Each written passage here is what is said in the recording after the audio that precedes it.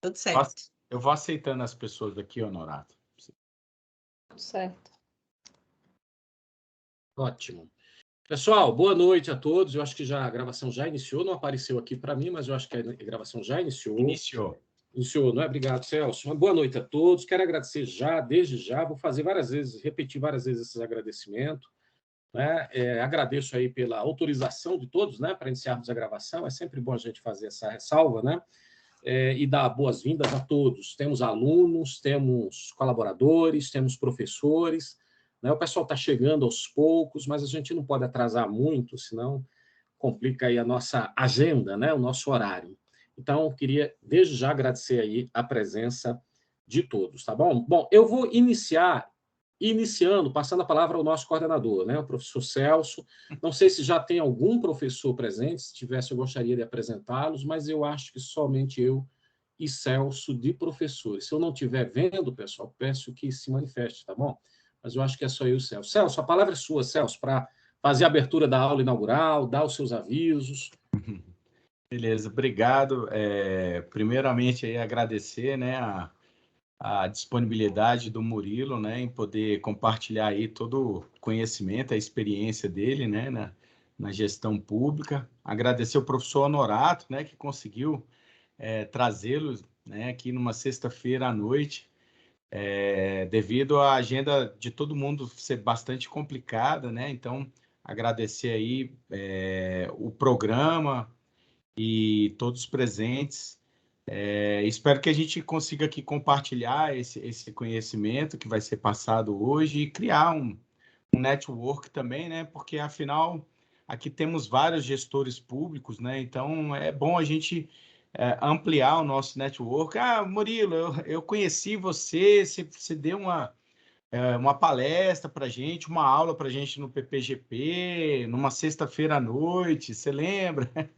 E tudo mais. Então, muito obrigado, Murilo, e a todos aqui que estão presentes, né? Um prazer enorme aí tê-los aí, né? Avisos, eu não tenho, assim, realmente, né, nenhum aviso importante para dar, então eu passo a palavra aí não sei se para você ou para o Murilo, Honorato, aí você conduz aí da melhor maneira possível, tá bom? Obrigado.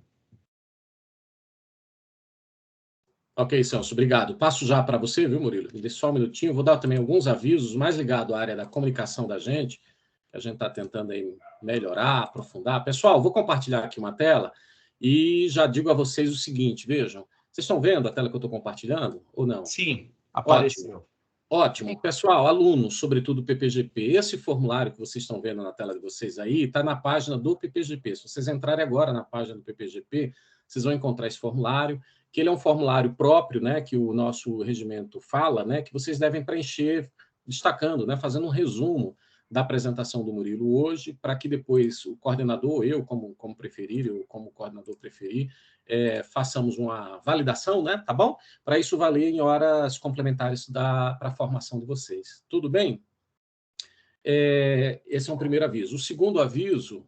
Bom, esse é o segundo aviso aqui. Vocês estão vendo essa segunda tela? Mudou a tela, não? Ou continua a mesma coisa? Mudou. Mudou, ótimo, perfeito. Eu, às vezes, me atrapalho. Então, esse aviso aqui que está na tela de vocês é para os participantes externos, tá bom? Quem desejar algum certificado, eu vou pedir gentilmente que você mande um e-mail para mim, para o e-mail institucional meu, né? Vou conferir novamente se está certo, essas coisas a gente erra. Tá certinho, tá bom? Então, pode mandar um e-mail, pode anotar aí, ele está aparecendo aí. Eu posso depois, novamente, reforçar esse aviso, né? No outro momento. Está aparecendo para vocês aí. Então, quem desejar certificado, tá bom? Você precisa mandar um e-mail dizendo exatamente suas informações básicas e eu envio um certificado, na verdade, uma declaração, tá, pessoal? Não é nem certificado. A gente não pode emitir certificado a partir dessa atividade, mas uma declaração de sua participação. Desculpem aí o equívoco, não se trata de certificado, se trata de declaração. Pessoal, aproveitando ainda o embalo, o ensejo, eu apresento já o nosso próximo seminário, que vai ser, perdão, apareceu uma tela aqui, que vai ser crédito de reciclagem, um exemplo de como a política ambiental pode caminhar junto com o desenvolvimento socioeconômico. Então, a palestra aqui pode ser de interesse de todos, né? Quem vai proferir é o nosso colega, nosso amigo Eric, que é da Universidade Federal da Paraíba. Ele é subsecretário de Política Fiscal da SPE, né, do Ministério da Economia. é bolsista produtividade, pós-doutor pela Universidade de Tennessee e fez o doutorado dele lá no Rio Grande do Sul. Então, eu já deixo o convite aí para todos, tá bom? Alunos, convidados, colaboradores, todos, para o dia 4 de abril. Logo em seguida, depois desse evento, eu começo a fazer a divulgação também desse evento. Na sequência, eu quero apresentar para vocês o canal do PPGP no YouTube, pessoal. Inclusive, essa palestra vai subir, viu, Murilo? Quando terminar, a gente vai subir para a página do PPGP e a gente está juntando algum conteúdo. Então, tem algumas coisas bem interessantes de palestras e convido a todos a visitarem e, inclusive, se inscreverem, né? Dar um clique no canal, né? Assim que o pessoal fala, né? Clicar, curtir, fazer aquela coisa toda, tá bom, pessoal? E acho que é isso. É isso aí. Muito Norato, bem. Pois não. Deixa eu só dar um aviso aqui, que nós estamos com um problema de hospedagem no site da UNB, o nosso site, nosso website. Ele está fora do ar. Voltou, Celso. A gente está tentando resolver com o CPD. Mas já voltou, se você puder compartilhar o formulário aqui nas mensagens, né? Aí, por enquanto, aí eu te agradeceria até a gente conseguir resolver esse problema. Celso, está me ouvindo? Estou te ouvindo. Já voltou. Eu voltou? peguei eu peguei esse formulário agora há pouco, há 15 minutos, meia hora atrás. Tentei entrar agora, ele está fora. Ah, é? Então, só para mim. Então, de toda forma, eu vou mandar aqui pelo... Deve estar oscilando. Para mim, abriu, estou até preenchendo aqui já. Tá, eu vou, então, mandar pelo chat, tá bom? Deixa eu passar, então, a palavra ao Murilo, combinado, pessoal? E eu vou deixar o próprio Murilo se apresentar, tá bom? Eu já tinha combinado com ele antes, eu acho que a melhor apresentação é da própria pessoa, né? Então, Murilo, mais uma vez, querido, obrigado por aceitar o convite. Quero agradecer também a Paula, né? Que foi a Paula que fez essa intermediação, essa intervenção e nos apresentou o Murilo. E, Murilo, você fique à vontade, você está em casa, está entre os seus, tá bom? Agradeço a sua contribuição, a sua participação e faça a sua apresentação, faça a apresentação pessoal. O espaço é seu. Bem, joia. Bem, primeiro, a todos e a todos, muito obrigado. Uma boa noite. Prazer estar com vocês. É uma honra estar hoje podendo conversar, trocar ideias, fazer a exposição de alguns posicionamentos e até de alguns dados que a gente conseguiu coletar aí durante os últimos dias para preparar essa apresentação. E aí, agradecimento especial, lógico, ao professor Honorato, ao professor Celso. Sei que o Honorato já agradeceu a Paula, mas a Paula mais uma vez, tá, Paula, por ter feito a intermediação. Eu que agradeço você ter aceitado. Obrigado. Bem, meu nome é Temir Lopes Murilo, por favor, me chamem de Murilo, né? Bem mais fácil. Bem, eu sou egresso da UNB, tá? Sou bacharel em administração, formei no ano de 2000. Fiz o mestrado na UF, na Federal Fluminense, em 2013, e depois o doutorado na UFRJ em políticas públicas, tá? Sou auditor federal de finanças e controle da CGU desde 2005 e trabalhei em diversas áreas, em diversos projetos da CGU. A maior parte do tempo junto à Corregedoria Geral da União, que é justamente a secretaria da CGU que atua na área de apuração e responsabilização de servidores públicos e entes privados, que venham porventura, ou dos quais haja denúncia ou representação pela prática de irregularidades. E, além de ter trabalhado na Corregedoria, atuei também junto à Secretaria de Transparência e Prevenção da Corrupção, tá? E, basicamente, experiência na CGU foi não só na atividade finalística de correição, né, de apuração de irregularidades, como também na área de promoção da integridade e também na área de inovação para a prevenção da corrupção. Entre os colegas presentes aqui hoje e agora aqui na sala, tem colegas da CGU, o Daniel Caldeira, o Marcos Braga, que também foi colega de doutorado no FRJ, e a colega Maria Fernanda Colasso, que trabalhou junto comigo à época que eu atuei junto à Coordenação Geral de Inovação para a Prevenção da Corrupção, tá? Na Secretaria de Transparência e Prevenção da Corrupção da CGU. Há colegas também do próprio ICMBio, órgão que hoje eu atuo, entidade que hoje eu atuo como corregedor, tá? eu já estou no final do mandato, meu mandato termina esse mês, e a colega Mariene, bem que Mariene agora acabou de ir para o MMA, né? Outra característica do serviço público federal, principalmente, é essa movimentação entre órgãos diferentes, e também a Márcia, né? Casarim, que é colega que atuou em projetos aqui bem audaciosos de ICMBio, eu diria, né? E que hoje é doutoranda na Federal de Santa Catarina. Bem, eu começo falando que o objetivo dessa exposição de hoje é provocativa, tá? Eu diria que é quase panfletária. Vai passar, lógico, como eu falei, por apresentação de argumentos, posições e alguns dados, mas eu diria que o primeiro objetivo é promover a discussão sobre a interação entre profissionais e acadêmicos no campo da administração pública e políticas públicas, número 1, mas também incentivar que vocês, colegas docentes e discentes do campo de públicas, participem, promovam essa interação, tá? Que eu particularmente considero salutar, além de outros colegas, já que no caso específico do Daniel Caldeira e do Marcos Braga, eu vou fazer menção e uso, tá? Parte de conclusões deles num trabalho anterior que foi publicado no Estadão, né? Um texto publicado no Estadão aí em novembro do ano passado. Ok?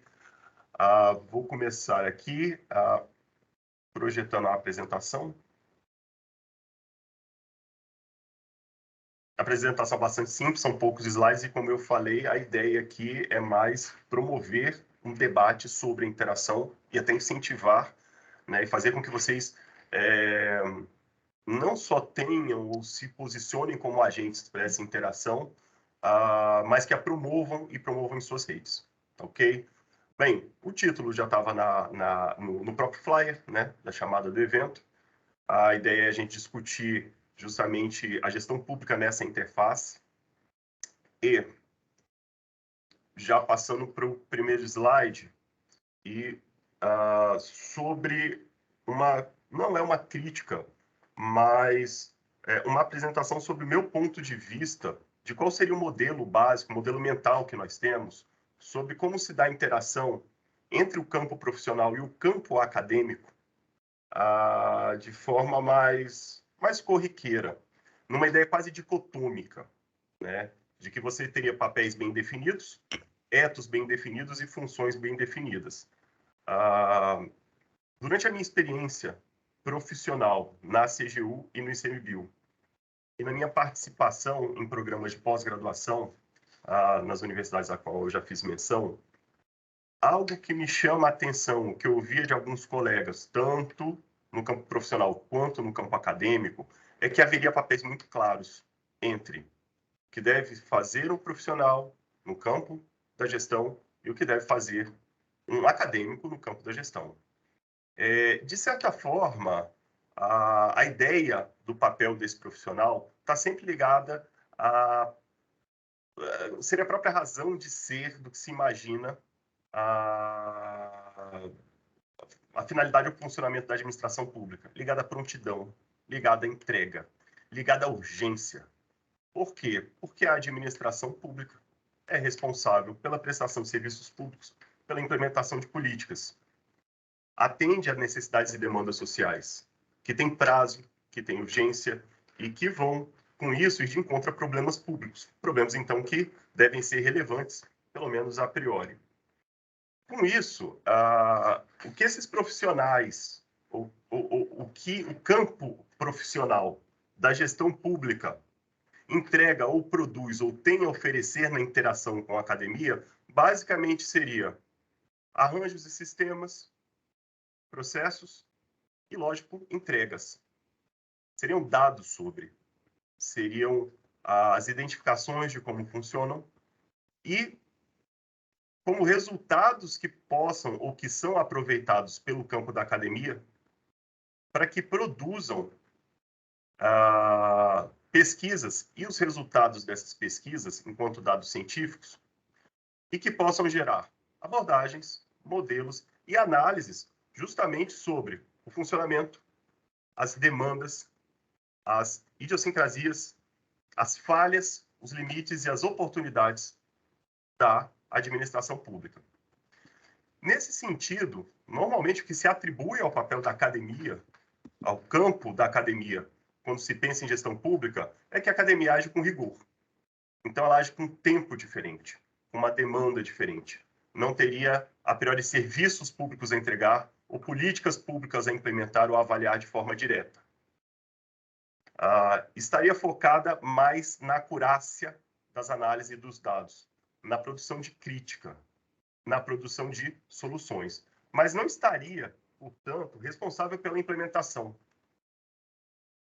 Esse esquema básico, então, indicaria que a academia devolve para o campo profissional, devolve para a administração pública esse olhar e esses dados produzidos a partir de métodos e a partir do rigor científico que possam, então, vir a ser aproveitados pela administração pública, seja na formulação, seja na implementação ou na avaliação de políticas públicas e para o melhor funcionamento dos serviços públicos. Como eu disse, nesse slide o que eu quis apresentar para vocês é a minha percepção e parte do que eu tive de contato na literatura, que justamente aborda essa dicotomia sobre a questão desses papéis estanques e dicotômicos entre esses dois vértices, esses dois campos que atuam no que a gente chama de gestão pública ou de administração pública. Bem, a questão, gente, é que nos últimos anos, tá, ou melhor, nas últimas décadas, vem crescendo, tanto no cenário internacional quanto no nosso cenário doméstico, uma profusão de padrões, boas práticas, políticas, que vem afirmando a importância da pesquisa para a gestão e para a política pública. Hoje em dia, ouvimos muito falar em padrões e excelência de políticas baseadas em evidência. Na necessidade do uso da gestão do conhecimento e do conhecimento produzido através do método científico para melhoria do serviço público.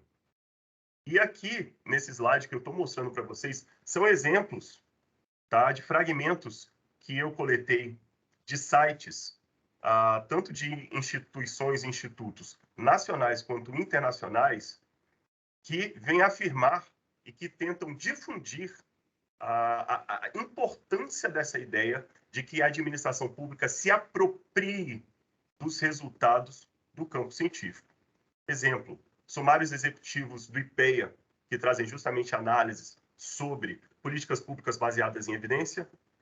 Ali, uma apresentação, na verdade, de um documento, ou de um conjunto de documentos do Banco Mundial sobre a importância da apropriação de evidências para a política pública, evidências produzidas por meio do rigor científico.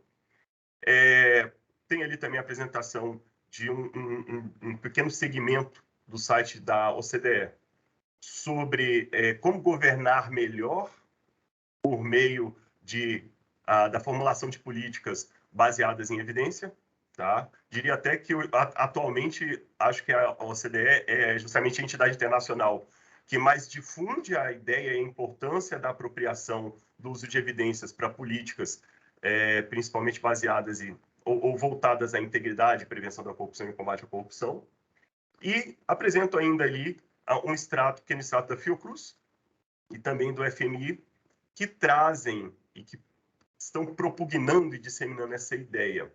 Então, quando nós falamos de interação entre o campo profissional e o campo acadêmico para a gestão pública, nós não podemos esquecer e não podemos ignorar que há todo um movimento global que vem afirmando essa importância, né? Em certo ponto aqui eu fico até tentado a pensar em isomorfismo, tá? Começar a trabalhar essa ideia, na verdade, uma ideia de campos organizacionais, mas aqui é só uma... Estou só fazendo assim, me provoquei e estou provocando vocês para pensar muito nesse assunto, né? De onde vem, como vai, como isso se difunde aí através do globo e como isso entra no Brasil, né? Por meio de movimentos de transferência de políticas públicas e outros modelos de transferência.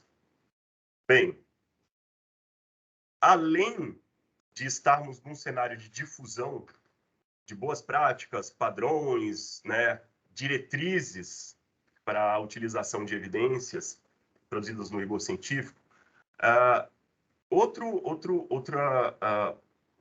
dado que eu busquei coletar de sites, né, e aí no caso agora de sites de entidades e órgãos do governo brasileiro, federal, no caso, sobre essa interação, né, que existe e acho que se fortalece entre o campo profissional e o acadêmico, apresento ali, e aí agora, mostrando uma parceria proposta, né, entre o IPEA e a CGU para a realização de uma pesquisa brasileira sobre exposição da corrupção, que traz em seus preceitos toda a ideia de que a prevenção da corrupção depende da produção de dados sobre esse fenômeno, que é considerado um wicked problem, um problema relevante, que é difícil de ser capturado, que é difícil de ser mensurado. Tá? Um outro exemplo, à direita.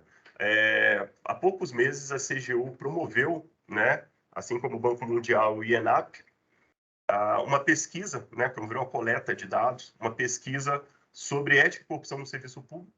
Tá? Nessa primeira fase, ela foi dirigida somente a servidores públicos, mas sei que é uma pesquisa que depois deve evoluir e deve coletar dados de outros atores, como o empresariado, organizações do terceiro setor e talvez a própria sociedade civil, cidadãos em geral, tá? Que o objetivo é justamente a produção de dados para formulação e para avaliação das políticas de prevenção e de combate à corrupção da CGU, e não precisa ser apropriado só pela CGU, lógico, outras entidades também, outros órgãos e entidades também podem fazer uso desses dados. Por fim, uma apresentação ali do PNS, que é uma parceria do IBGE, tá? Com entidades do Ministério da Saúde, voltado justamente à coleta de dados voltados à vigilância sanitária. Tá? Então, o IBGE, enquanto entidade mais voltada à pesquisa, né, produzindo dados em parceria para órgãos e entidades mais voltadas à implementação, formulação, implementação e avaliação de políticas públicas.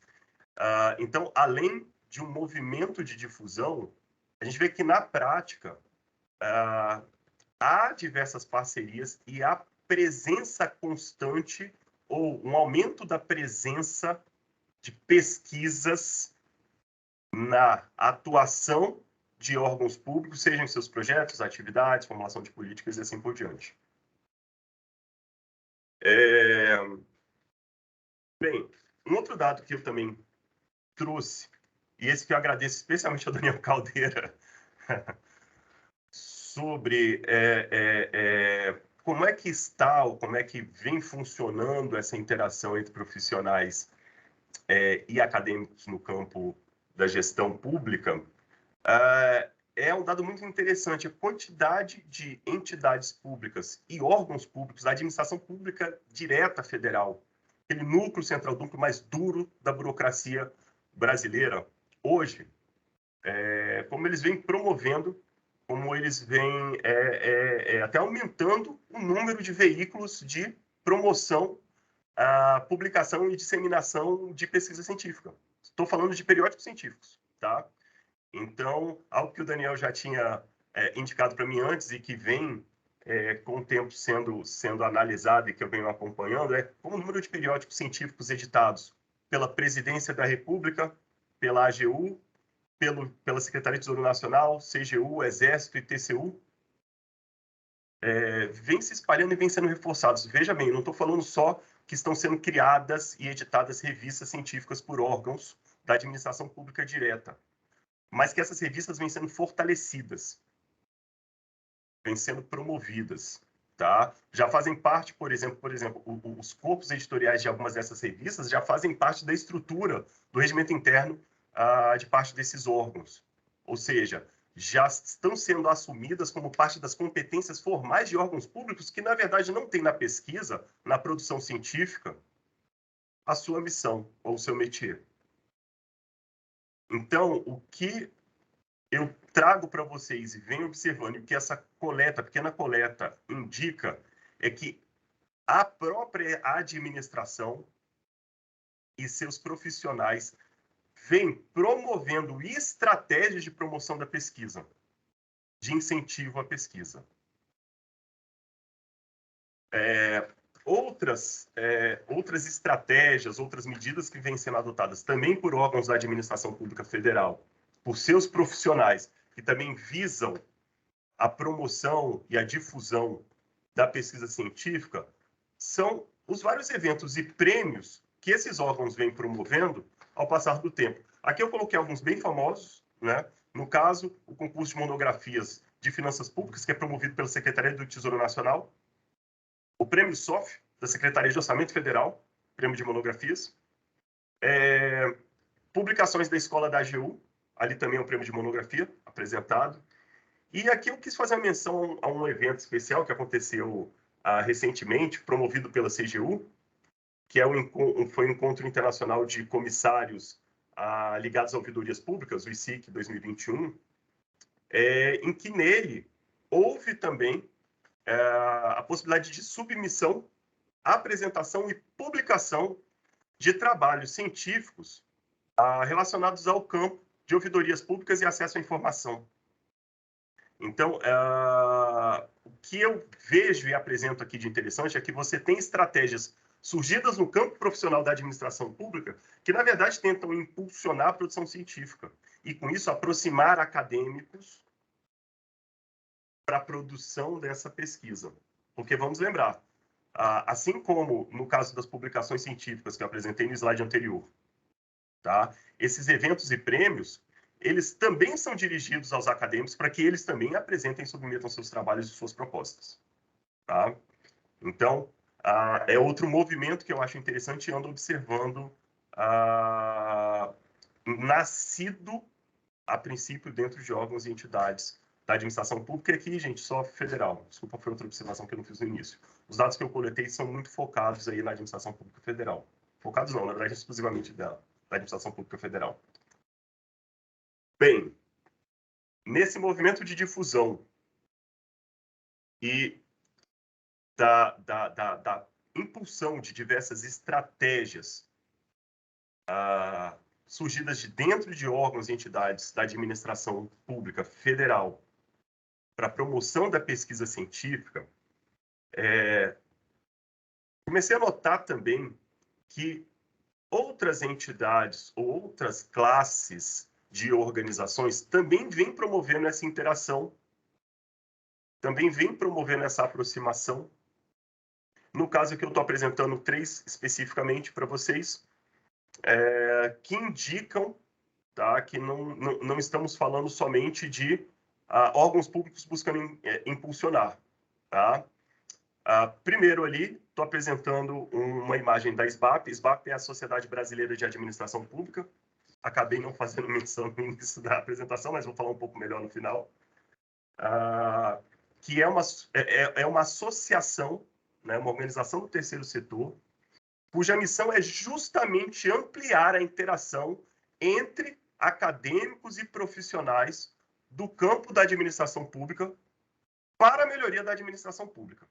Tá? Aquele pequeno parágrafo ali, que eu não sei se vocês estão enxergando por causa do tamanho da imagem, traz justamente a missão dessa associação civil, do qual hoje eu faço parte, tá, do corpo diretor. Atualmente sou diretor administrativo, meu mandato terminar agora em junho, e que teve realmente no seu nascedouro essa preocupação. Tá? A SBAP foi fundada em 2013, então a SBAP, este ano, agora em setembro, em agosto, vai completar 9 anos, ano que vem já vai ter aí 10 anos de existência. E a SBAP promove um encontro nacional de administração pública, encontro brasileiro de administração pública, tá? Desculpa, que tem também como missão o recebimento de trabalhos produzidos tanto por acadêmicos quanto profissionais e que traz uma novidade, tá? Que é o recebimento de relatos técnicos voltados justamente a trabalhos produzidos sobre experiências na implementação, na avaliação, na formulação de políticas públicas, no funcionamento de serviços públicos, processos internos e outros elementos aí ligados à administração pública. Então, começamos a ver, estou falando só da SBAP, mas sei de algumas outras organizações, começamos a ver que organizações do terceiro setor já vêm também buscando promover essa interação.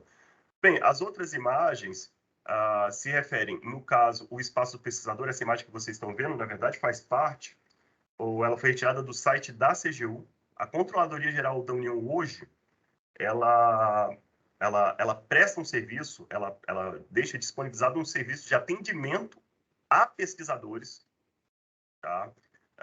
Que precisem de dados relacionados às políticas conduzidas pela CGU. Então, ali você tem, por exemplo, dados abertos, você tem uma central de contato com o pesquisador, central de painéis, um link para a própria revista da CGU, base de conhecimento, pesquisa em relatórios e portal da transparência. Então, atualmente, a própria CGU busca oferecer esse serviço justamente para promover a pesquisa científica. Lógico, que necessite dos dados que a qual a CGU tem domínio e disponibiliza, mas que, ao fazer isso, também busca promover a pesquisa científica justamente nas suas áreas de atuação, tá? E a última imagem ali, que eu deixei por último de forma não de forma proposital, é justamente um pequeno pedaço do relatório ou da relação de cursos de pós-graduação na plataforma Sucupira, né? Aqueles avaliados pela CAPES. Ali, no caso, eu estou pegando só o número de cursos de mestrado acadêmico, doutorado, mestrado profissional do campo de administração pública, ciências contábeis e turismo, porque acaba ficando agregado, eu não consegui pegar os dados só do subcampo da administração pública, mas para mostrar para vocês, é um dado que eu julguei interessante. O número de programas hoje de mestrado profissional no campo 27, no campo de administração pública, é maior do que o número de mestrados acadêmicos. Tá? Esse dado me chamou muita atenção, primeiro porque os cursos, né, os programas de mestrado profissional, lógico, são bastante recentes no Brasil, né, década de 90 para cá. E segundo, porque, de certa forma, eu imagino que a profusão dos programas e cursos de mestrado profissional advém de uma demanda, né? Imagino que eles não surjam do vazio. Então, o interessante, quando nós falamos da aproximação entre os campos profissional e acadêmico e a criação de programas de mestrado profissional na área de administração e administração pública, é que se vê que, inclusive, entidades de ensino, de pós-graduação, vem promovendo também a criação de mestrados com maior foco no campo profissional. Então, outro dado que me chamou bastante a atenção e que me causou até alguma surpresa quando cheguei a ele hoje. Foi hoje mesmo que eu consegui esse dado, tá? Bem, aí agora vamos falar um pouco sobre a evolução, e esse dado aqui é bastante interessante. Vou falar só do gráfico primeiro, vou até deixar o título do slide para depois. A evolução dos percentuais de servidores federais, servidores regidos pela Lei 8.112, tá? Então, aqui não inclui só Executivo Federal, com pós-graduação. E aqui eu estou falando percentual frente aos servidores ativos, tá? Do Serviço Público Federal. Se vocês pegam os dados de 2000, do ano de 2000 ali, de doutorado, eram 2,57%. A linha de doutorado, ela vem numa crescente impressionante para chegar em 2021, estarmos com 10,76%. Vou ser bem sincero com vocês, eu chego a desconfiar desse dado, mas é o dado que está no boletim, ou melhor, no painel estatístico de pessoal do Ministério da Economia, tá? Então, assim, e lembrando, quando nós falamos de servidores públicos federais, nós estamos falando também dos servidores que ocupam cargos da carreira do magistério superior. E são muitos, tá? Se vocês olharem depois, eu não quis trazer esse dado aqui, porque senão eu ia ter que fazer uma análise combinada de dados, mas assim, pelos dados de hoje do painel estatístico pessoal, é a carreira com o maior número de servidores ativos da administração pública federal, tá? Professores do magistério superior. Então, imagino que não seja por acaso que o número, o percentual de servidores com título de doutorado tenha crescido e seja tão alto e expressivo, mas mesmo que nós olhemos somente para mestrado e para especialização, ainda assim, gente, é uma crescente, tá? Em 20 anos, em 21 anos, a porcentagem de doutorados mais que triplica e de mestrados e especialização praticamente duplica. Sendo que a quantidade de servidores ativos da administração pública federal mantém-se, nesse período, ela manteve-se mais ou menos estável, tá? Não chegou a variar muito. Apesar de nós termos tido muitos concursos entre 2003 até mais ou menos 2014, nós também tivemos muitas aposentadorias. Então, nós tivemos, na verdade, entrada e saída de servidores públicos. Então, é um dado que me impressionou muito. E aí vem uma pergunta que eu me fiz a partir desses dados. O que nós temos são mais profissionais na academia que fizeram esses cursos e que nem por causa disso deixam de ser acadêmicos. Eu terminei meu doutorado em 2019, junto com Marcos Braga. Até hoje, Marcos e eu estamos produzindo algum tipo de pesquisa. Né? Somos egressos, até hoje participamos de eventos acadêmicos. Ou então, o que nós temos são mais acadêmicos na administração pública. Já que, como uma pessoa que é egressa de cursos de mestrado e doutorado, é inegável que a minha forma de atuação se alterou no tempo. Tá? Minha forma de ver resultados da política pública, minha forma de olhar para problemas públicos se alterou e, de certa forma, se tornou mais criteriosa e um pouco mais rigorosa. Então, fica essa pergunta. Na verdade, temos mais profissionais na academia ou temos mais acadêmicos na administração? O fato é que temos mais pessoas que, a princípio, estão nos dois campos. Esses campos estão cada vez mais imbricados. A priori, eu posso afirmar isso a partir desses dados. Bem, a partir desses dados que eu apresentei para vocês, e dessas provocações, eu venho refletindo sobre quais são os efeitos possíveis dessa maior interação, dessa maior imbricação entre o campo profissional e o campo acadêmico na gestão pública. Bem, esse efeito para a academia, primeiro é muito simples. Temos um aumento de profissionais nos cursos, fóruns e redes.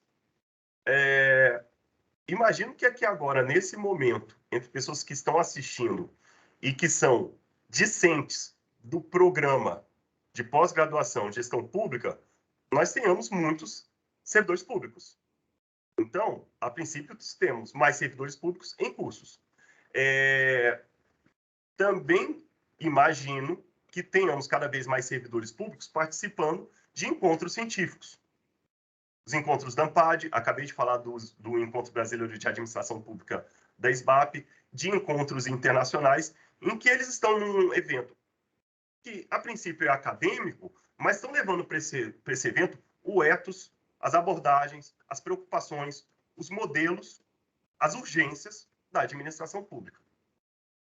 E aí vem o meu segundo ponto, quanto aos efeitos para a academia.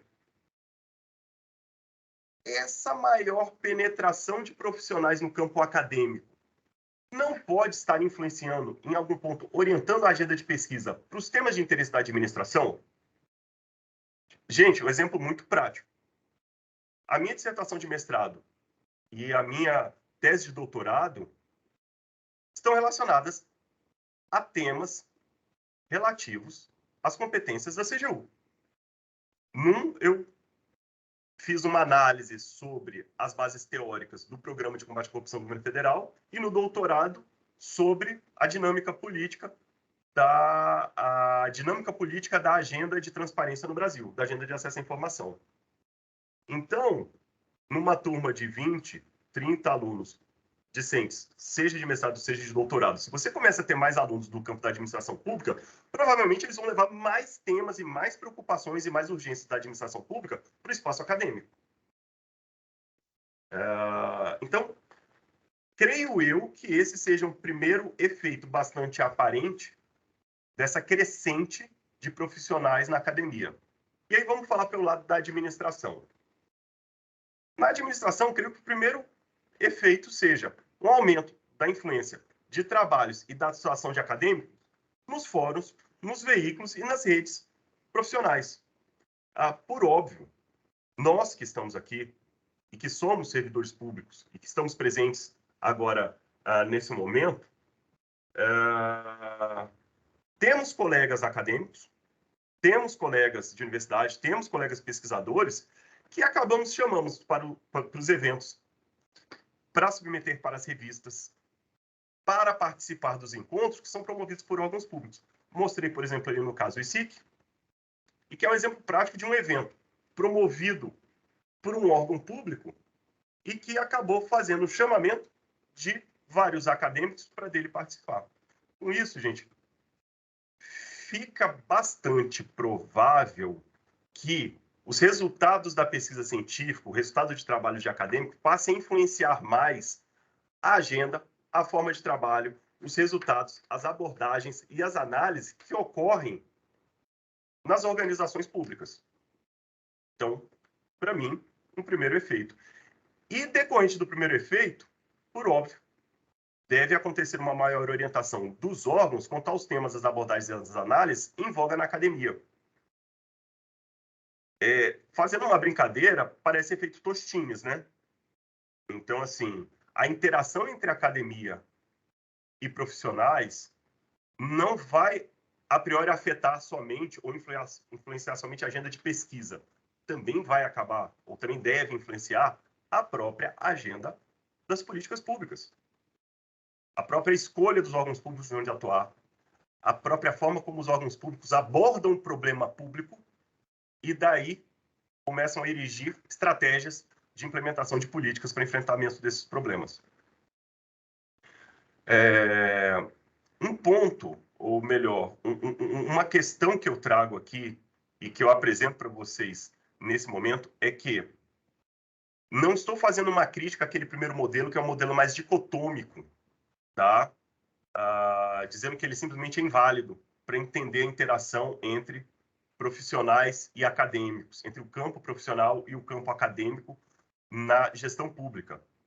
Mas dizendo que ele talvez explique pouco, porque hoje, eu particularmente, e aí aqui é aquela parte da apresentação que é uma parte de testemunho, chego a me perguntar se eu sou um profissional acadêmico ou se eu sou um acadêmico profissional. E imagino que, por isso, e pela questão de você hoje estar com um aumento considerável de profissionais da academia e de acadêmicos na administração, se, na verdade, esse modelo hoje tem que ser pensado de forma menos dicotômica, tá? Não vou aqui propor modelo agora, talvez isso seja fruto de um trabalho que eu vou fazer no futuro, de repente, alguém pode entrar em contato comigo e a gente pode conversar sobre um trabalho conjunto para tentar ver um modelo que talvez seja um pouco mais representativo do que imagino que hoje esteja acontecendo a partir dessa interação, tá? E eu queria só fazer uma pequena provocação agora para vocês sobre um caso específico e uma atitude específica, não, um conjunto de atitudes específicas que eu percebi que foram tomadas tanto por pessoas do campo profissional quanto do campo acadêmico, quando da eclosão da pandemia Covid-19 a partir de 2020. E aqui eu vou trazer especificamente a experiência da CGU para ficar mais palpável. Vamos lá, com a eclosão da pandemia e de todas as necessidades e urgências que dela serviram, o número de solicitações de acesso à informação ou de acesso ao portal da transparência da CGU, que é um serviço prestado pela CGU para a sociedade em geral, mas do qual boa parte da clientela, para usar um termo da nova gestão pública, se apropriou e fez uso, inclusive como dado bruto para pesquisa, provocaram aquele aumento que vocês estão vendo na imagem à esquerda, justamente no período ali que é a linha rosa, tá? No gráfico que está aí à esquerda, tá? Que marca o ano de 2020. Aquele aumento enorme ali em meados de 2020. Ali são o número de acessos ao portal da transparência, tá? E logo depois, ou poucos meses após a eclosão da pandemia e do número de acessos ao portal da transparência e aos serviços de acesso à informação da CGU, começamos a ver um número crescente de publicações científicas que abordavam questões relativas aos desafios do controle, aos desafios da accountability num período de pandemia. Bem, falei aqui do pedaço em que a CGU foi demandada, inclusive por acadêmicos, para prestação ou para provisão de dados relativos aos desafios relativos a serviços públicos e a gestão pública durante a pandemia. Imagem da direita, gente, agora, apresenta a capa da edição da revista da CGU, lançada em dezembro de 2020. Essa edição especial, especialíssima, contou com um dossiê cujo título é justamente Accountability e Controle em Contexto de Pandemia. Logo após a inclusão da pandemia, a equipe editorial da revista da CGU, que é formada por servidores da CGU, à época todos eram servidores da CGU, tomou a decisão de que seria necessário que nós, a CGU, tentássemos incentivar a produção científica que ajudasse a CGU e outros órgãos a tentar compreender, entender e melhorar instrumentos de controle. Dado que a pandemia, lógico, fez surgir uma urgência de provisão de serviços públicos enorme. E, com isso, exigiu o aprimoramento de instrumentos de controle para dar conta, ou para, pelo menos, tentar fazer frente a esse aumento, né, nos serviços prestados e, lógico, pela demanda desse aumento.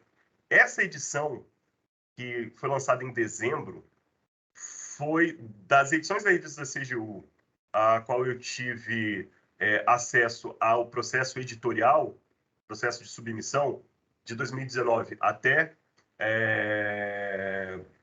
2021, se eu não me engano, foi a que mais recebeu submissões. Então, veja só, de um lado, nós temos acadêmicos ávidos por dados para produção de pesquisa, dados esses produzidos por profissionais ligados à gestão pública. De outro, nós temos profissionais da administração pública que estrategicamente tomaram a decisão de influenciar a agenda de pesquisa para que o campo acadêmico produzisse pesquisas importantes para a melhoria dos trabalhos desse próprio órgão. Eu fico confortável em afirmar isso para vocês, porque à época eu era um dos editores da revista da CGU, tá? Fui editor dessa edição. Desta edição eu fui um dos editores.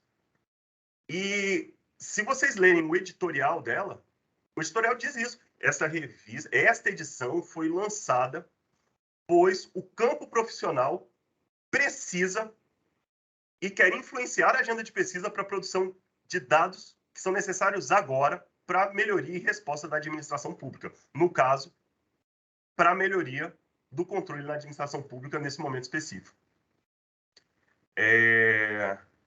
Então, não é nesse momento. Então, assim, com essa apresentação, e acho importante deixar isso claro para vocês, não estou falando que essa interação acontece somente porque há uma difusão internacional da importância da utilização da pesquisa e de evidências produzidas com rigor científico para a administração pública.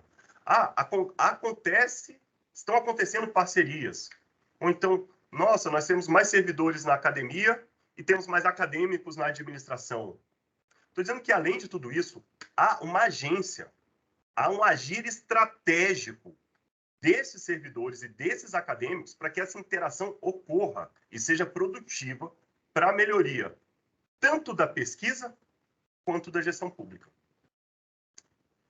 E aí, bem, agora já é o último slide, e por isso que eu falo para vocês aqui que essa apresentação que eu quis fazer, ela tem sim um quê panfletário, tá?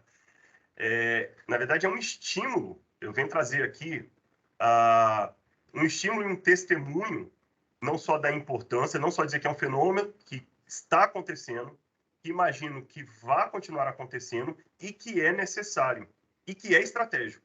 Tá? Estratégico tanto no sentido de ter um impacto social relevante, quanto também no sentido de ser intencional. Tá?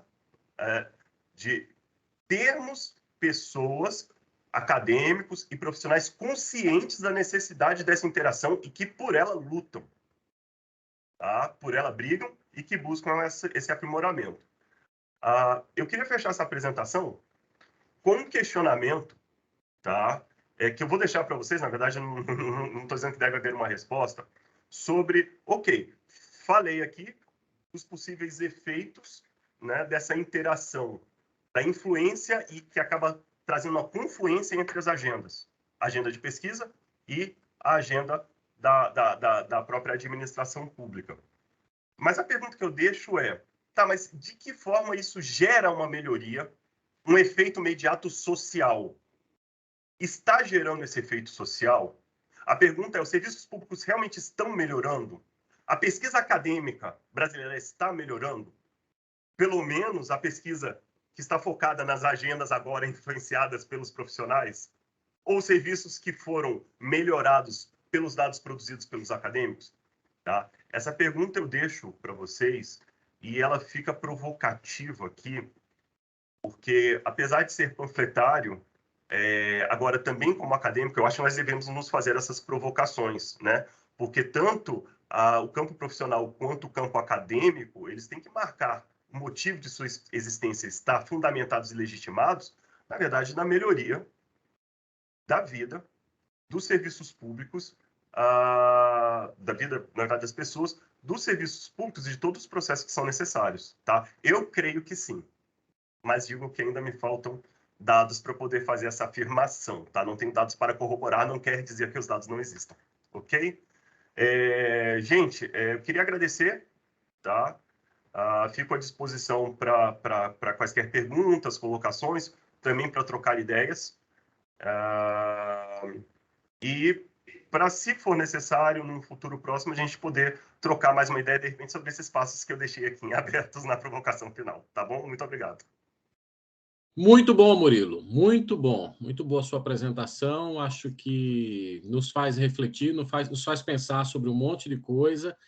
E aí eu vou agora abrir o espaço para os que estão participando, né? Mas eu posso fazer a primeira pergunta, primeiro questionamento? Eu vou fazer, então, primeiro até para instigar aí, depois o pessoal.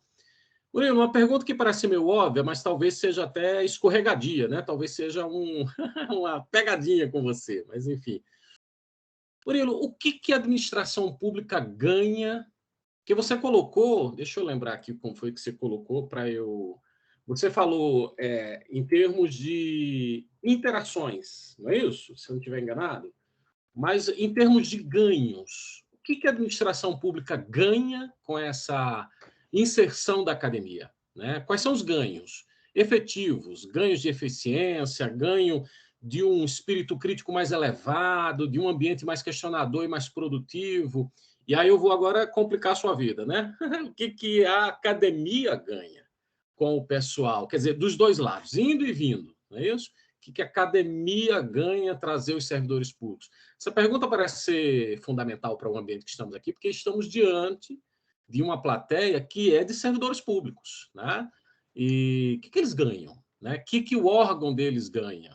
né? E depois, o que a academia ganha com esse pessoal chegando aqui para debater, para discutir, para investigar? Ótima pergunta. Olha só, para tentar, não vou dizer que é uma resposta lógica, absoluta e clara, ela não fecha a pergunta, né?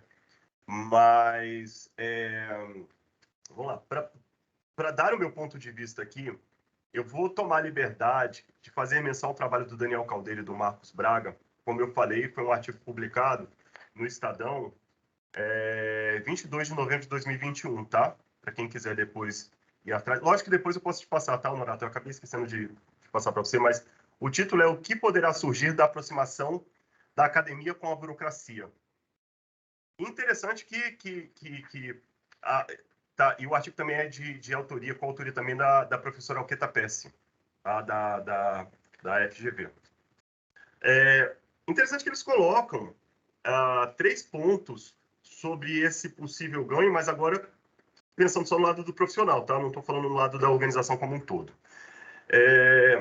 Há várias carreiras em que títulos rendem algum tipo de gratificação, tá? Há várias. A nossa, zero. A minha, o título de você não ganha nada mais, tá bom? Vou deixar claro. Mas sim, algumas sim em que essa recompensa existe, essa recompensa material. Segundo, a questão de capital simbólico e reputacional, né? Você passa a ser chamado de mestre, você passa a ser chamado de doutor, você pode passar a ser reconhecido entre os seus pares, né? Estou fazendo aqui uma brincadeira burdiana, mas não deixa de ser um capital simbólico, né? O fato de você ter um título da academia. E o fato de você ter esse capital simbólico, mais uma vez aqui, estou vindo do texto dos colegas para fazer essa reflexão muito rápida. Há uma maior chance para aqueles que pretendem ocupar cargos em comissão, né, em funções gratificadas, de que a pessoa com mestrado ou doutorado tenha um acesso mais facilitado a esses cargos e essas funções. Por exemplo, há um decreto de 2019 do governo federal, em que, por exemplo, estabelece critérios para ocupação de cargos de nível de coordenador, coordenador geral e diretor, em que um dos critérios, tá, seria, por exemplo, portar título de mestre ou de doutor. Tá? Não é eliminatório, tá, se não tiver, mas assim, formalmente há um instrumento, né, de regulação que prevê esse tipo de ganho. Bem, um terceiro ganho possível, e esse é bastante... esse realmente não é material, tá? Não é material, mas Daniel Marcos e professor Alqueta chegam a comentar, que eu vivo, e aí se é pessoal que é a satisfação de você ter mais ferramental, conseguir se apropriar de um ferramental analítico, um pouco mais sofisticado para entender determinados fenômenos, limites, desafios, inclusive oportunidades para o serviço público e para a sua atuação. E aí, nesse pedaço aqui agora, eu falo da organização. Então, o que a organização pública ganha? O que o serviço público pode ganhar com a aproximação? Eu entendo isso, tá? A questão da profissionalização e da especialização do corpo funcional dos órgãos públicos, aí vamos lá, não tenho dados específicos que corroboram o que eu vou te falar agora, né? A princípio, vão gerar uma massa crítica que deve permitir o aprimoramento dos serviços, das políticas e projetos e atividades dos diversos órgãos públicos. Vou fazer uma menção especificamente aqui ao ICMBio, né, Instituto Chico Mendes de Conservação da Biodiversidade, em que hoje eu estou atuando como corregedor. Eu verifico que em determinados processos, determinadas áreas que têm políticas bem específicas, como, por exemplo, regularização fundiária aqui no ICMBio, servidores têm formação de pós-graduação mais específicas nesses campos, parecem atuar com não só mais eficiência, mas mais acurácia em seus posicionamentos técnicos. Tá? Agora, Honorato e colegas, eu não conheço pesquisa que tenha abordado isso com dados. Tá? Trouxe opinião do trabalho dos colegas que eu comentei e a minha própria percepção sobre esses ganhos. Para a academia, tá? Para a academia, o que eu vejo como ganho... O primeiro ganho é muito simples, né? Chega a ser até...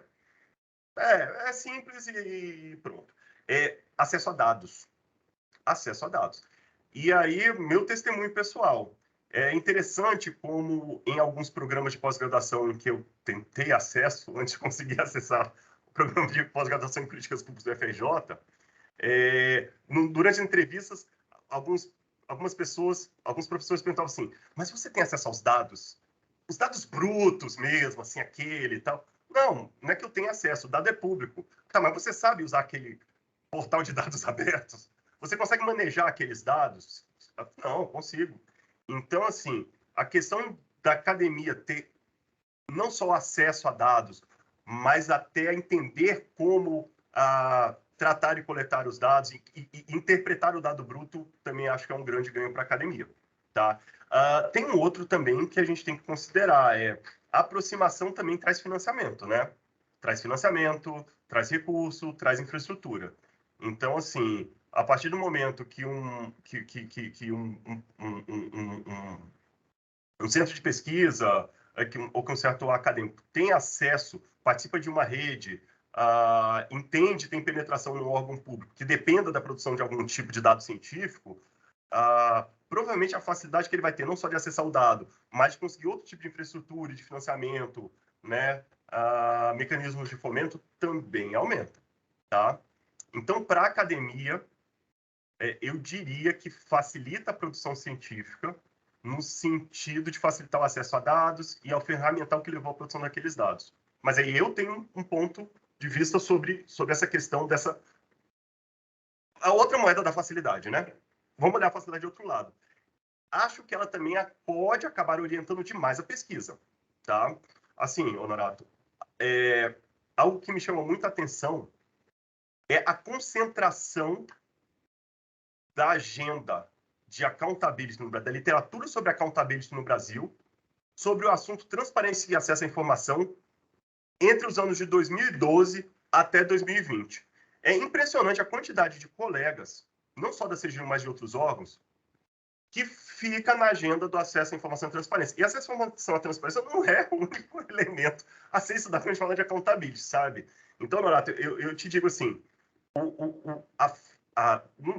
pelo amor de Deus, não estou aqui fazendo nenhuma defesa da neutralidade científica, tá? Por favor, gente. Mas, assim, há esse perigo de que a urgência dos órgãos públicos e a facilidade que eles criam, se o pesquisador for em direção à necessidade do órgão público, dele também acabar fechando demais a agenda e a agenda ficar presa a essa necessidade, né? Sem, de repente, olhar outros aspectos.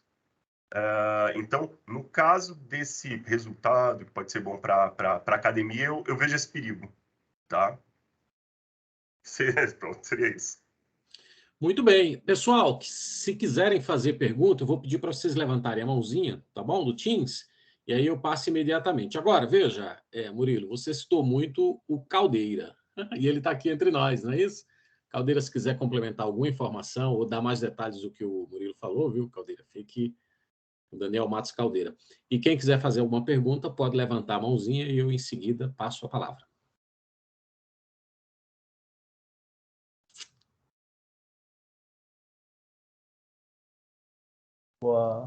Boa tarde a todos, boa noite já, né? Obrigado aí pelas menções elogiosas, né, do Murilo. Eu queria destacar que seguramente o Murilo superdimensionou os elogios que fez a mim, mas eu quero continuar acreditando que ele foi imparcial, assim eu fico mais feliz, tá bom? Quero destacar, obrigado aí, professor, também pela palavra. O tema, eu sou parte interessada no processo, né? Porque eu sou um servidor público que atualmente me encontro em licença de capacitação, fazendo um curso de doutorado. E dentre essas grandes reflexões que a gente acaba tendo nesse período muito, muito rico, uma delas que me instigou a discutir esse tema, junto com o Marcos, professor Alqueta, e também, em certa medida, com diversos colegas, sendo um deles o Murilo, é que agora nós estamos num período em que a licença de capacitação ela deve passar por profundas transformações por conta vamos chamar, do Instituto do Teletrabalho.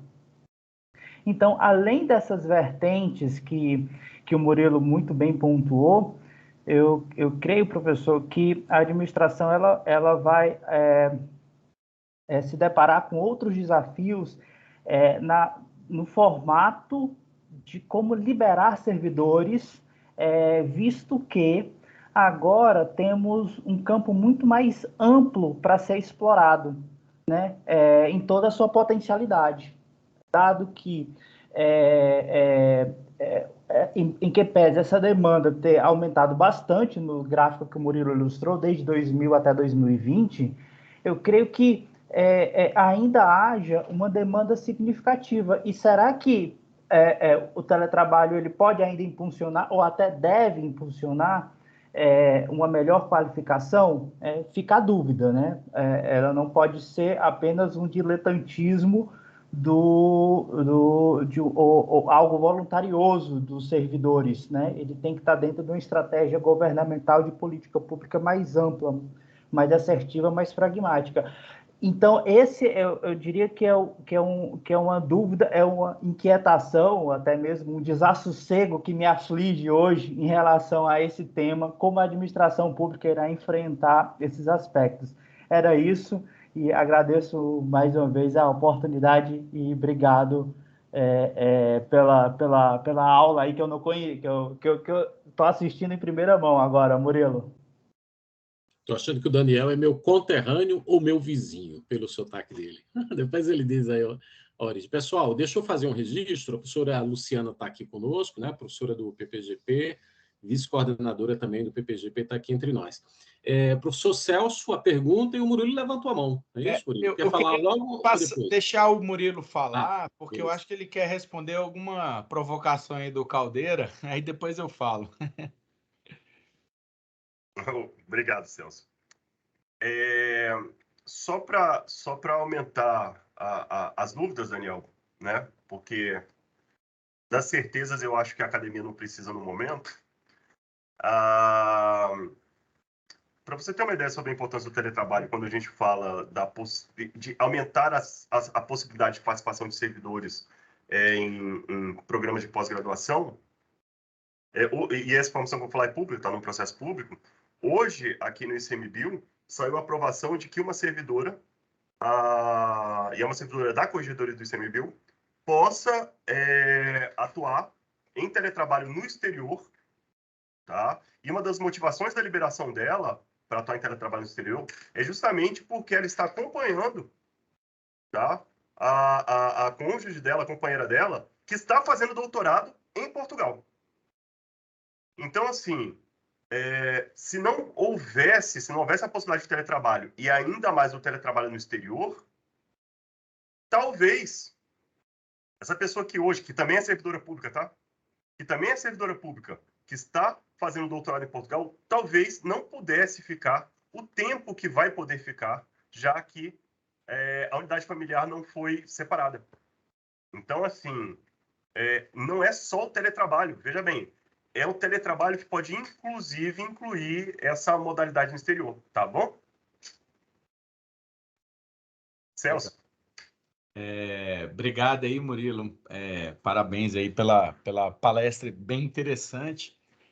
Você tocou em alguns pontos, tanto você quanto o Caldeira, de coisas que eu tenho observado, né, dado a minha experiência aqui com diferentes tipos de alunos no PPGP, dentre os quais você encontra alunos que, com o término do mestrado, terão um impacto financeiro, né, na sua carreira, e alguns alunos que não terão impacto financeiro, né? E assim, eu vou ser bem honesto que os melhores alunos que eu tive até agora são alunos que não teriam impacto financeiro, né, no trabalho aí, na carreira dele, né, no serviço. Esse daí é uma observação que eu fiz, que eu já fiz há algum tempo, né? Mas, ao mesmo tempo, eu tenho percebido um fenômeno que até então eu acho que nunca tinha acontecido no PPGP, a quantidade de alunos pedindo trancamento por motivos de saúde e até mesmo alunos pedindo desligamento, como hoje eu acabei de receber um novo pedido de desligamento do nosso programa, né? Quer queira, quer não, eu estou associando tudo isso à questão do teletrabalho, né? Esse momento diferente que estamos vivendo, né? E só para finalizar, você mostrou aí dados, né, de que os mestrados profissionais na área de administração pública, né, na área 27 aí, são bem maiores do que os acadêmicos, mas você não comenta, e você também falou que o número de doutorados aumentou bastante, mas eu percebi que na área de administração pública, né, você tem um número muito pequeno ainda de programas de doutorado, né? Obrigado. Era isso. Aí, se você quiser comentar, né, sobre esses aspectos, né, que eu coloquei, né, dentro aí da sua experiência e do que você falou, né, aí agradeço. Obrigado aí mais uma vez. Interessante essa tua colocação sobre o campo de públicas, né? O número reduzido de programas de pós-graduação que tem doutorado, né? Eu participei em 2016. Vamos lá. Como eu disse, eu sou um dos diretores da SBAP atualmente. E eu fui um dos fundadores da SBAP em 2013. Tá? Fiquei na primeira gestão da SBAP de 2013 a 2016. De 2014 a 2016, quando a SBAP foi... período que ela foi dirigida tanto pelo professor Lustosa da Costa, quanto pelo professor Fernando Coelho, da USP. Né? O Lustosa é da UF e o Fernando da USP. Houve um grande empenho de vários atores à época ligados à SBAP e, lógico, professores que não eram da SBAP, mas ligados a outros campos, no sentido não só do reconhecimento da administração pública como disciplina autônoma. Tanto que antes a área 27 era administração, lembra? Administração, contabilidade e turismo. Não tinha a palavra administração pública ali. Então, assim, fomos ao conselho, né, ensino superior e com todo o esforço que foi feito. E é um trabalho, né, hercúleo, né, e que eu acho que, assim, imagino que a gente ainda esteja colhendo os frutos de conseguir não só o reconhecimento da administração pública como disciplina autônoma, mas também nessa questão da profusão de difusão de cursos. Tá, Celso? Agora, realmente é uma questão longa e tensa. Creio que por conta dessa interação e por conta de haver um interesse maior da academia na participação de profissionais e de profissionais que querem acessar a academia, talvez a pressão por cursos de doutorado e a possibilidade de sua criação cresça no tempo, né? Assim, a área de pesquisa também responde às demandas sociais. Mas acho que vai levar ainda algum tempo, tá, Celso? Mas estamos no caminho, posso dizer, né? Tô parecendo coisa de política, né? Estamos no caminho. A professora Luciana levantou a mão? Isso, professora. Olá. Agora eu sabia que eu te conhecia de algum lugar. Eu também sou fundadora da... Eu não estou conseguindo ligar minha câmera, gente, não sei porquê. Não é fingimento. Eu juro que eu não estou conseguindo. Ela está acesa no computador, mas na hora de eu clicar aqui, ativar a câmera, não... Enfim, eu só queria ressaltar a importância da participação, né, de quem pesquisa, faz carreira, ou tem esse perfil, né, que o Murilo tem, né, que é servidor de carreira e está lá na academia também, de participar de eventos da SBAP ou outros congressos, né? Volta e meia eu divulgo isso também aqui. Por quê? Porque tem uma troca principalmente a SBAP, que ela foi criada para isso, como eu falo, ela foi criada para a gente conseguir trocar figurinha de uma forma mais dinâmica entre o nosso objeto, né? Eu estou colocando aqui entre aspas, vocês não estão ouvindo, mas eu estou colocando entre aspas, o objeto da gente e nós acadêmicos, que afinal de contas também somos servidores, olha que coisa doida. Mas a gente não está lá naquele dia a dia, né? A gente não está tão perto do objeto, mesmo morando em Brasília, né? A gente precisa ficar mais perto. Então, eu achei bacana quando apareceu o símbolo da SBAP aí. Mas aí eu lembrava, eu falei, conheço esse nome. Aí quando eu liguei, falei, sei quem é. Ele não vai lembrar de mim, obviamente, principalmente sem a figurinha, assim, eu ligar a câmera. Mas eu lembro. Era isso, era só parabenizar mesmo. Eu cheguei uns 15 minutinhos atrasada, me perdoem, mas eu gostei muito da sua fala, eu acho que é por aí mesmo. É por aí mesmo. Excelente. Obrigada. A Paula quer falar. É a Paula? Bem, primeiro eu quero dar parabéns ao Murilo, né? Não foi à toa que eu falei do nome dele, professor Norato, sabia que ele ia trazer uma excelente discussão e trazer um tema bem afeto ao que a gente tem buscado, né, no PPGT. E eu queria fazer alguns comentários. O professor Celso falou aí sobre vários alunos fazendo trancamento, desligamentos e tal, pensando aí na reflexão.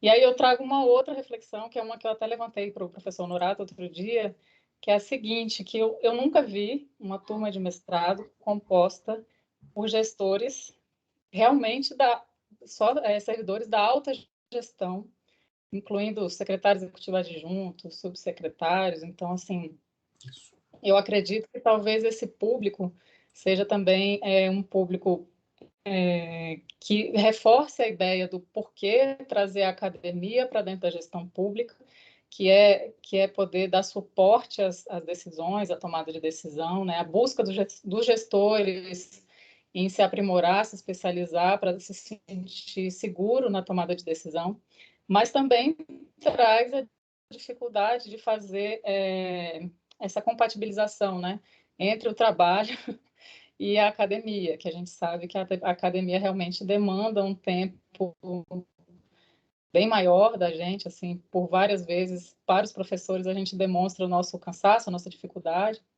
e eu acho que é natural, né, quem entrou, já entrou sabendo que enfrentar isso, mas talvez esse espírito acadêmico não estivesse ainda tão robusto para encarar essa dificuldade, assim, então, trazendo só esse viés, porque eu acredito que pelo fato de serem pessoas com grandes responsabilidades, com prazo, enfim, provavelmente isso tenha impactado um pouco nessa decisão. Mas também, né, como eu falei, por outro lado, trouxe esse público para a academia para conseguir entender melhor o seu trabalho, dar suporte melhor a essas decisões, e o que eu acho que engrandece muito a gestão pública, a administração pública, que sempre foi muito carente, né, de profissionais especializados, e muitas vezes tratando a política pública, a demanda vinha da política e os servidores produziam dados para suportar a política. Acho que agora nós conseguimos produzir dados para implementação de políticas, para pensar em novas políticas baseadas em dados, né? Então, eu só queria trazer primeiro, mais uma vez, parabenizar o Murilo e agradecer pela contribuição. Mais alguém, pessoal? Não sei se o Murilo quer falar alguma coisa. Ou se alguém tem alguma pergunta. Se não tiver, eu vou fazer um comentário breve, enquanto alguém levanta a mão aí. O PPGP existe, acho que 2012, 2013, né? Não vou ter certeza agora do que eu vou dizer, mas acho que 2012 ou 2013 já tem aí quase 10 turmas formadas. E aí isso já dá um tempo para a gente fazer algumas percepções, eu tenho algumas percepções sobre os resultados, né? Mas a minha percepção em 10 anos é que você entrega à sociedade, né, servidores públicos muito mais críticos, muito mais criteriosos, né? E isso é muito bom. Isso nunca pode ser questionado como algo que pode ser bom, eventualmente é bom, não. Isso é muito bom, né? São pessoas que, para obedecer, sempre tem uma interrogação, né? Isso pode ser muito chato para alguns chefes, né?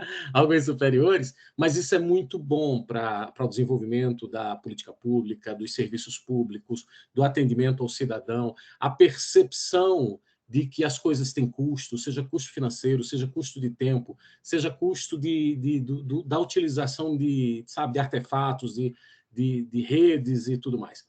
Então, essa é a impressão que eu tenho. A gente, né, forma os alunos, alguns alunos mantêm um contato mais próximos com a gente, e é impressionante como isso a gente percebe. É claro que essa é uma percepção que eu tenho, também não sei, quer dizer, são pessoas que eu não conhecia anteriormente a terem passado, né, pelo PPGP, mas a gente nota que os que passaram e os que a gente mantém contato são muito mais aguçados, são muito mais críticos, né? Isso está, inclusive, nos próprios objetivos do PPGP, né? Formar pessoal de alto nível, não é isso? Está lá no documento de fundação do PPGP, formar pessoal de alto nível. E a gente tem a sorte, né? Isso, eu não estou dizendo isso já foi dito outras vezes aqui mesmo, a gente tem a sorte de pegar alunos de alto nível, né? De alto nível da gestão. Então, assim, a gente já pega aluno de alto nível. A gente fica com a responsabilidade danada, né, Celso, Luciana? Mas, de toda forma, é um prazer. Eu sou professor também de outro programa, né, de acadêmico, né? Tenho aqui, inclusive, me orientando a Ana, né, que está aqui conosco, está me ouvindo.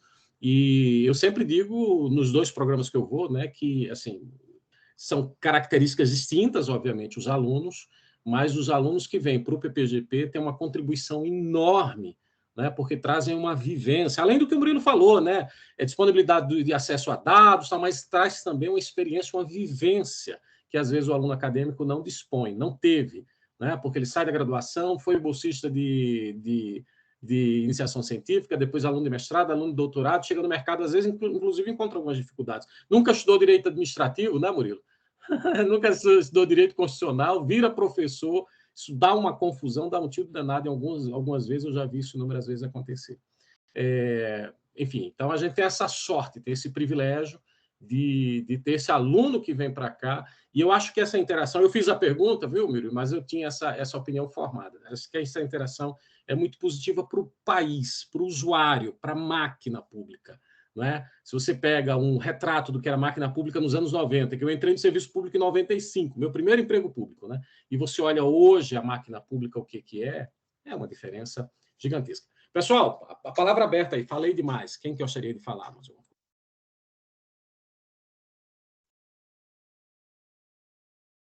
Se não tiver mais ninguém para falar, se ninguém quiser mais fazer nenhuma pergunta, então acho que a gente pode encerrar, não podemos?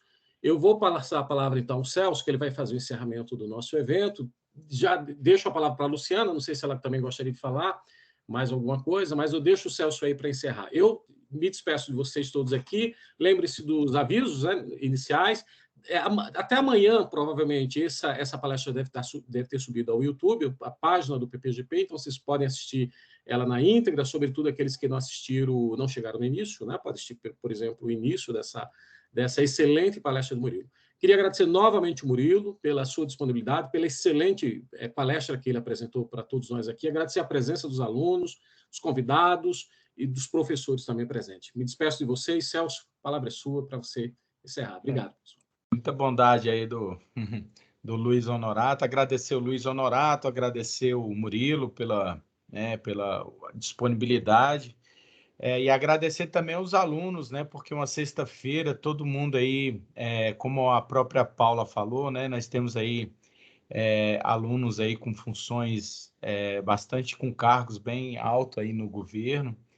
Então, é um privilégio, né? Tê-los, né? Como alunos aqui, e a participação, né, deles só mostra que realmente eles estão engajados aí na qualificação, no mestrado e na sua missão aí, né? E parabenizá-los, porque realmente fazer um mestrado, né, Murilo? Trabalhando, tem que ter muita vontade, né? Então, é isso aí, pessoal. Agradeço mesmo de coração. Obrigado, Murilo. Prazer enorme. A gente se esbarra por aí, com certeza. Prazer aí, o Caldeira também, não conhecia, né? E agradecer também a professora Luciana, que esteve presente. Se quiser dar um tchau aí, Luciana, tá com a palavra, mas eu já... Tchau aí, gente. Boa já sexta-feira. desejo a todos aí um bom fim de semana.